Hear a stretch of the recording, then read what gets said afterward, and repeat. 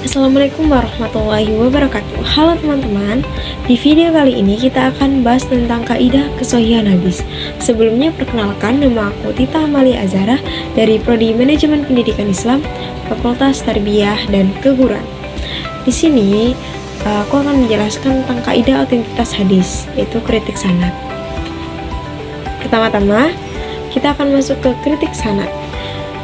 Para ulama mengecek apakah jalur periwayatan hadis benar-benar valid. Ulama menyatakan sebuah hadis sahih jika memenuhi 5 syarat utama. Syarat yang pertama adalah sanadnya bersambung, artinya setiap perawi benar-benar menerima hadis dari gurunya.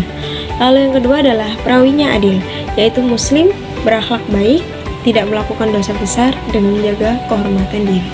Lalu yang ketiga, perawinya dabit, yaitu memiliki hafalan kuat atau catatan hadis yang terjaga. Yang keempat, tidak ada syadz atau tidak bertentangan dengan riwayat lain yang lebih kuat. Lalu, pada syarat yang kelima yaitu tidak ada ilat atau cacat tersembunyi yang melemahkan hadis. Untuk memastikan sanad itu bersambung, para ulama mengecek. Yang pertama, apakah para perawi hidup sezaman? Lalu, apakah mereka pernah bertemu? Dan bagaimana lafaz periwayatan yang digunakan? Dan bagaimana juga penilaian ulama jarh wa ta'dil terhadap mereka? Contoh sanad yang mutasil bisa dilihat pada riwayat Imam Bukhari dari Abu Mas'ud al-Badri yang seluruh perawinya saling berhubungan sebagai guru dan murid. Nah, pada materi yang kedua yaitu kaidah validitas hadis, yaitu kritik matan. Nah, kritik matan yaitu penilaian terhadap isi hadis. Tujuannya bukan untuk meragukan sabda Nabi, tetapi untuk memastikan bahwa teks hadis benar-benar akurat. Ada dua prinsip utama dalam kritik matan.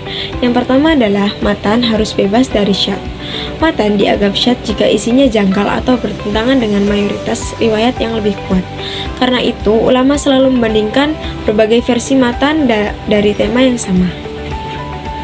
Menurut Al-Adlabi, matan yang sahih harus yang pertama tidak bertentangan dengan Al-Quran, lalu yang kedua tidak bertentangan dengan hadis yang lebih kuat, dan yang ketiga tidak bertentangan dengan akal sehat, panca indera atau sejarah, lalu sesuai dengan gaya bahasa khas Nabi.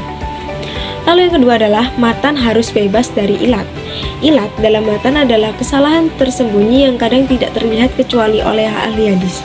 Bentuk-bentuk ilat dalam matan antara lain: yang pertama idraj, yaitu sisipan teks dari perawi yang bukan bagian hadis. Lalu yang kedua adalah qalb, yaitu tertukarnya susunan kalimat hadis. Lalu yang ketiga adalah ittirab, yaitu matan kacau karena diriwayatkan dengan redaksi berbeda yang sama-sama kuat. Lalu yang keempat adalah tasif dan tahrif, yaitu kesalahan penulisan atau bacaan yang mengubah makna. Contohnya perbedaan redaksi tangan kanan dan tangan kiri dalam riwayat sedekah atau hadis Fatimah binti Qais yang isinya saling bertentangan dan tidak dianggap dikompromikan sehingga dianggap mutahrif. Jadi ulama hadis tidak sembarangan dalam menilai riwayat Nabi. Mereka melakukan penelitian sangat teliti terhadap sanad dan matan sehingga hadis yang kita terima hari ini benar-benar terjaga keasliannya.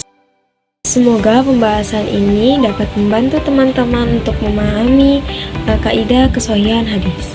Terima kasih telah menonton video ini. Wassalamualaikum warahmatullahi wabarakatuh.